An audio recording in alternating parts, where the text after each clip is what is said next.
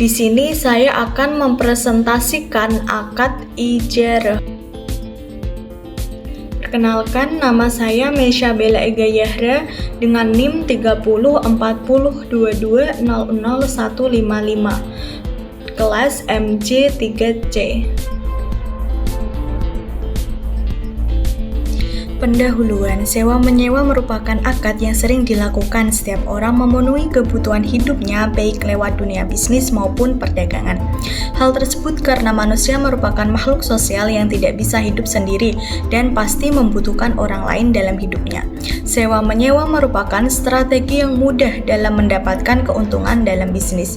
Setiap lembaga keuangan mempunyai berbagai jenis program yang mereka andalkan dalam menarik nasabah.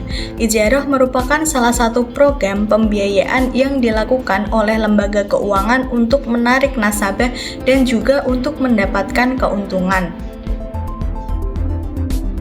Definisi ijarah. Ijarah adalah suatu bentuk kontrak sewa atau penggunaan yang umumnya digunakan dalam transaksi keuangan berdasarkan prinsip syariah Islam. Dalam ijarah, aset atau jasa disewakan untuk digunakan dan pembayaran sewa disepakati antara pihak yang menyewakan atau muwajir dan pihak yang menyewa mustajir.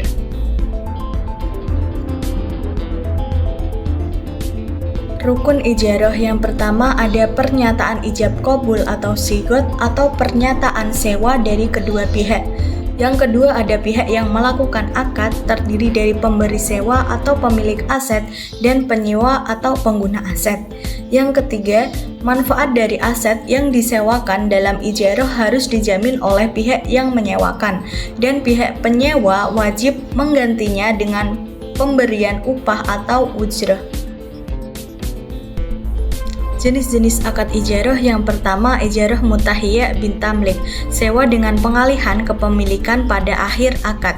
Yang kedua, ijarah tumma al-bai atau ijarah pembeli, sewa dengan opsi untuk membeli aset di akhir. Yang ketiga, ijarah wa'iktina, sewa dengan hak opsi untuk memiliki barang sewaan setelah pembayaran sewa selesai. Yang keempat, ijarah mausufah fi zimmah atau pembelian sewa, mirip dengan ijarah wa'iktina di mana penyewa memiliki opsi untuk membeli aset setelah masa sewa.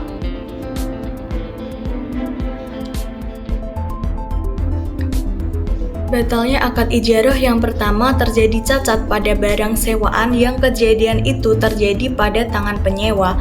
Yang kedua, rusaknya barang yang disewakan seperti rumah menjadi runtuh dan sebagainya.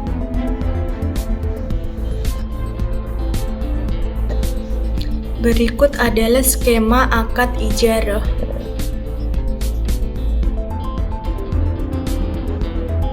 Fatwa DSN akad ijarah, akad al-ijarah al-muntahiyya bi al-tamlik boleh dilakukan dengan ketentuan sebagai berikut. Yang pertama, semua rukun dan syarat yang berlaku dalam akad ijarah. Fatwa DSN nomor 09/DSN MUI/4/2000 berlaku pula dalam akad al-jarah al-muntahiyya bi al-tamlik. Yang kedua, Fatwa DSN MUI nomor 44/DSN MUI/8/2004 tentang pembiayaan multijasa menjelaskan bahwa dalam hal LKS menggunakan akad ijarah, maka harus mengikuti semua ketentuan yang ada dalam fatwa ijarah. Yang ketiga, akad ijarah ini telah diatur dalam Fatwa DSN MUI nomor 112/DSN MUI/9/2017 yang mencakup berbagai sektor termasuk perbankan, perusahaan pembiayaan, jasa keuangan, dan beragam aktivitas bisnis lainnya. Dalil persyarikatan ijarah, Quran Surat Al-Baqarah ayat 233. Dan jika kamu ingin anakmu disusukan oleh orang lain, maka tidak ada dosa bagimu apabila kamu memberikan pembayaran menurut yang patut. Bertawakal kamu kepada Allah dan ketahuilah bahwa Allah Maha melihat apa yang kamu kerjakan. Aplikasi ijarah dalam bank syariah.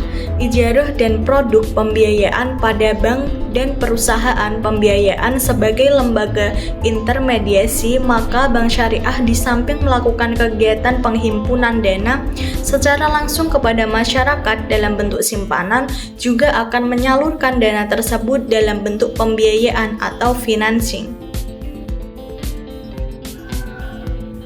Kesimpulan, maka dapat disimpulkan bahwa dalam Islam juga terdapat berbagai macam cara untuk bermuamalah dan pengalian manfaat atas barang milik orang lain. Salah satunya yaitu dengan akad ijarah. Akad ijarah yang diatur dalam Islam sebagai cara mempermudah dalam bermuamalah merupakan gabungan dari jual beli dan sewa. Islam melarang adanya dua akad dalam satu transaksi, tapi dalam ijarah jual beli itu bukan sebagai akad, namun dasar yang melekat pada perbuatan sewa tersebut. Sekian presentasi dari saya, kurang lebihnya mohon dimaafkan. Wassalamualaikum warahmatullahi wabarakatuh.